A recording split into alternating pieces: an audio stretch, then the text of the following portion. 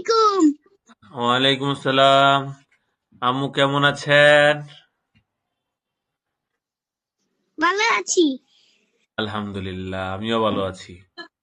আচ্ছা, হ্যাঁ, এবার আজকে আমরা জবর দিয়ে আরবি অক্ষরগুলো পড়বো। কেমন?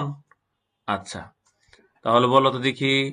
আলিফ জবর আ, আ বা জবর বা, বা তা জবর তা, তা জবর তা সা জবর। সা মাশাল্লাহ মাশাল্লাহ, মারহাবা, খুব চমৎকার হয়েছে আম্মু। এরপরে কি? জিম জবর জিম জয় যা, যা মাশাল্লাহ।